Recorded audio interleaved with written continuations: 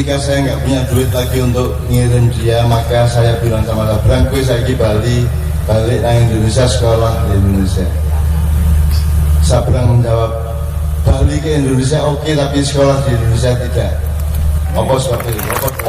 Kalau boleh saya merespon sedikit, di Ma'iyah ada sedikit ini, ada generasi penerus, ada generasi pendobrak, generasi pembaharu, itu beda semua.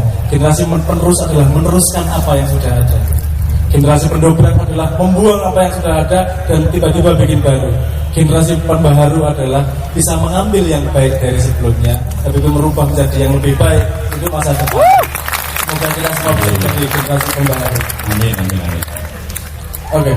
Ada metode dari Allah. Satu lagu ya.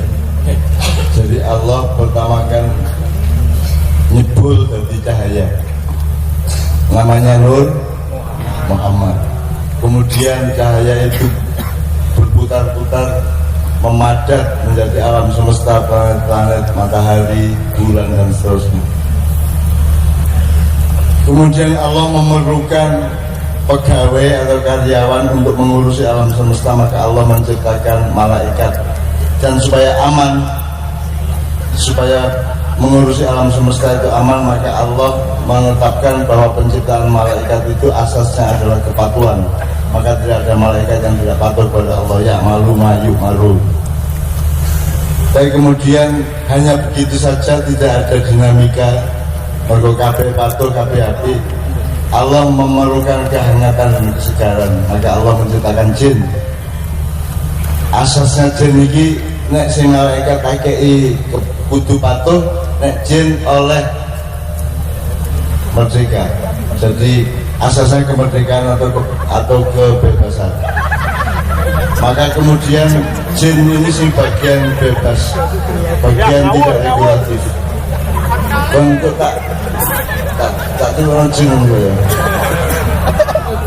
Jin itu belum ada regulasi karena memang asasnya kebebasan. Jadi ono sing ndasi gede awake cilik, ono sing ndasi cilik kupinge dawa, ono sing cangkeme tok nyucrut ya. Ono sing pokoknya bermacam-macam, belum ada ketetapan bentuk seperti manusia. Karena asasnya kebebasan. Nah, kemudian ada makhluk jin ini ono sing munggah dari malaikat, yaitu iblis.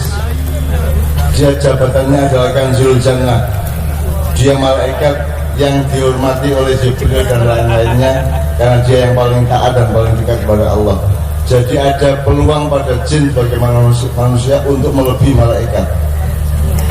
Maka Jibril dan lain-lain kalau punya hajat kepada Allah, jaluk tolong nang iblis ini sebelum bernama iblis itu untuk menyampaikan kepada Allah, sowan kepada Allah SWT.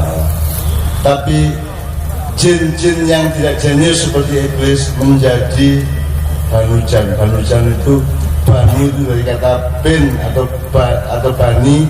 Kalau pakai kata depan namanya bani, min bani Muhammadin atau min bani Israel. Nek gak nganggo min banu, jadi banu jan itu artinya jin banyak, bin jin jamak ya, jamaknya jin jan. Jadi banu jan adalah anak turun jin yang mendiami planet-planet termasuk bumi dan pekerjaannya dua yang kemudian disebut oleh malaikat. Ya Allah, apa yang pekerjaannya yusiduna fil ardi wa yasfikud dima. Pokoknya geluk terus, tawur terus, medsos-medsosan terus, dan menumpahkan darah. Nah, ketika terjadi kebebasan yang tidak terukur pada kaum jin banujan ini, kemudian Allah menciptakan yang baru untuk menjadi makhluk penyeimbang. Jadi Adam diciptakan itu supaya ada makhluk yang membangun teori, sistem, dan ideologi atau aplikasi apapun yang sifatnya menyeimbangkan antara kepatuhan dengan kebebasan. Awakmu nek duwe anak karo wong tuamu kudu patuh tapi tetap duwe kebebasan dan harus diperjelas bebas soal apa, patuh soal apa. Nah, orang modern ini tidak mengerti untuk menempatkan pada sisi apa dia bebas, pada sisi apa dia patuh. Coba kamu selidiki sendiri. Nah soal adzan niku lagune bebas ta kudu patuh. Lah kok kon adzan niru kabeh. Niru Masjidil Haram kabeh. Nek sholat patuh, tapi adzan boleh bebas. Meskipun kalimatnya patuh tapi lagunya bebas. Demikian juga milih bojo. Bebas apa patuh? Zaman Siti Nurbaya patuh pada orang tua dipilihnya, saiki awakmu bebas. Jadi Anda orang maknya mulai belajar jangan sampai keliru menempatkan kapan patuh, kapan bebas. Nah soal barat sembarang kon nganut liberalisme, radikalisme, demokrasi, kalau kon nganut padahal itu bebas. Kamu mau demokrasi atau tidak kan bebas. Dan salah satu karya kamu namanya Pancasila itu adalah bentuk dari kebebasan tapi patuh pada Allah. Pancasila itu bebas, hasil dari kemerdekaan berpikir, tapi tetap di dalam bingkai kepatuhan kepada Allah SWT. Sehingga demokrasi sama Pancasila itu tidak sama sebenarnya. Karena demokrasi tanpa mempertimbangkan Allah, kalau Pancasila menomorsatukan Allah. Jadi manusia diciptakan Allah untuk menjadi penyeimbang dari ciptaan Allah.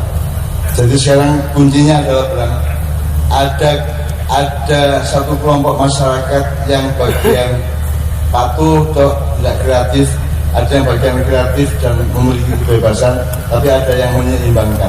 Jadi kalau tadi yang ada penerus, perawat, pendobrak, pembaharu dengan peran masing-masing di setiap kelompok selalu ada beberapa jenis manusia itu. Dan saya awakmu kabeh kudu dadi karena Allah mengatakan Muzamil di surat Ar-Rahman wasama'a rafa'aha wa wada'al mizan. Kan tentang Ar-Rahmanu 'allamal Qur'ana khalaqal insana 'allamahul bayan. Jadi kan ini cerita mengenai Quran dan penciptaan manusia.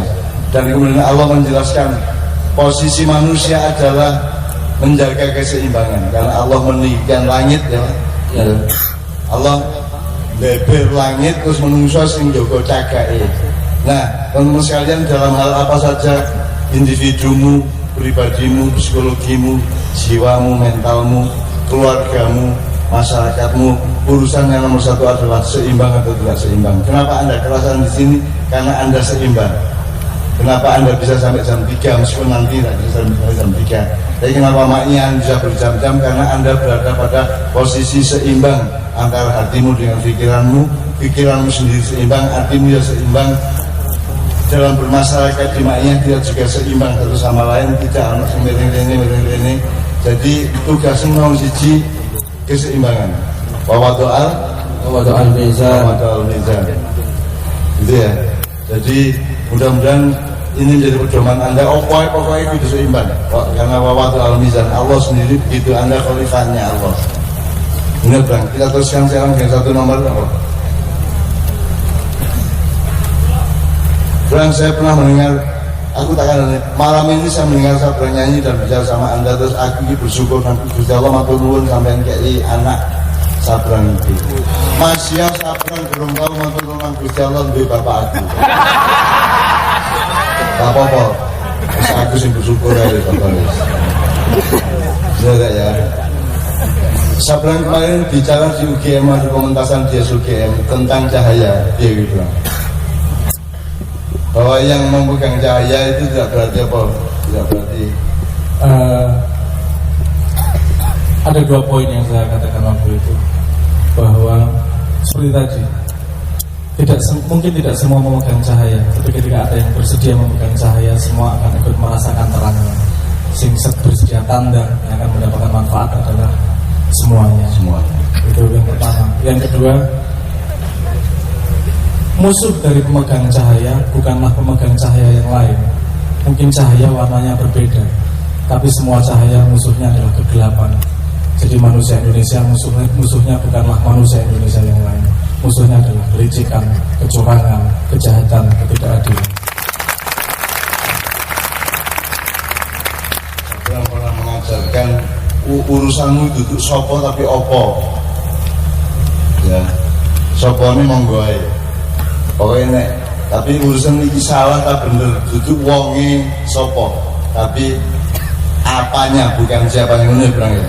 Tolong jelaskan Bang, karena Anda generasi milenial aku tua ya. Jadi jangan iso sebenarnya Ali juga pernah mengatakan kalimat itu. Ali ya? Iya. Banyak tokoh masa lalu sudah mengatakan itu betapa pentingnya kita bisa membedakan siapa undur makola Undur maqala wala tandur maqala. wala tandur mangkola. Lihatlah apanya, apa yang dikatakan atau apa yang dilakukan, jangan dilihat siapa. Nah, saya kira di Indonesia pokoknya yang X mesti bener, nek Y mesti salah, saya kira. Maka itu bertentangan dengan hikmahnya Sayyidina Ali, undur makola. Kalau di Indonesia kan undur mangkola. Angger sing ngomong iko mesti dibenerno terus. Angger sing ngomong sing iko, sing sijine meneh mesti salah terus ngono Indonesia. Itu kan ramene medsos aku itu. Ramene netizen seperti itu. Ya, ada kelanjutannya kata Sayyidina Ali Mas Abram. Jadi beliau begini, kalau orang bodoh itu mencari orang yang benar untuk mengetahui sesuatu yang benar. Tapi orang yang cerdas kata Sayyidina Ali mempelajari kebenaran sehingga dia tahu siapa yang benar akhirnya. Itu kata Sayyidina Ali. Jadi kalau orang bodoh mencari orang yang benar, dari situ dia mencoba mencari kebenaran. Orangnya dulu yang dicari. Tapi orang yang cerdas kata Sayyidina Ali, dia mencari kebenaran. Setelah itu maka dia menjadi tahu orang yang benar. Gitu Sayyidina Ali. Ada tambahannya lagi, orang rampung dengan siswa ada tambah-tambahnya. Karena kalau kita ngomong ilmu dan benar, itu kita juga harus pakai prinsip yang pertama tadi. Kamu bisa benar dalam urusan ilmu pertanian, tapi belum tentu kamu benar dalam ilmu kesehatan. Kamu bisa benar dalam ilmu perkomputeran, tapi belum tentu kamu benar dalam ilmu olahraga. Nah, karena masing-masing orang punya ekspertisnya, masing-masing punya sesuatu yang didalaminya, maka perlulah sinau bareng. Kita belajar dari orang yang paling expert di bidangnya masing-masing. Tahun 1998 kan terjadi krisis ekonomi Mas Bong. Dan waktu itu saya menyekolahkan Dole ini ke Kanada. Tidak saya antar ke sana, saya takcul no dewe, dolek kos dewe, daftar dewe. Ketika saya nggak punya duit lagi untuk ngirim dia, maka saya bilang sama Sabrang, gue saya balik nang Indonesia, sekolah di Indonesia. Sabrang menjawab, balik ke Indonesia oke, tapi sekolah di Indonesia tidak. Apa sebabnya? Sebab bedanya Indonesia sama di Kanada tempat dia sekolah waktu itu. Kalau di Kanada itu orang didengarkan supaya kita mendengarkan orang supaya kita tahu dia benar apa tidak. Kalau di Indonesia orang yang kita anggap benar kita dengarkan, yang tidak kita anggap benar tidak kita dengarkan. Atau ada bahasa yang lebih spesifik? Kalimat saya waktu itu enggak di semua Kanada ya, tapi pada pengalaman saya waktu itu, karena waktu itu kebetulan lagi pas keadaan tertentu, terus saya mengatakan kalau di sini saya didengarkan untuk dibuktikan saya orang atau bukan. Kalau di Indonesia saya harus menjadi orang duluan untuk bisa didengarkan. Padahal kebenaran bisa datang dari seseorang yang tidak dianggap orang. Ilmu bisa datang dari mana? Di Jawa, harus jadi wong, harus dianggap wong kayak di rumah no. Dan di Kanada, wong di rumah no cerut dari wong tak duduk lah no. Bahasa Jawanya gitu ya. Oke, dari cahaya ini kita masuk ke sesudah cahaya. 2 langkah sebelumnya, yaitu sebelum cahaya.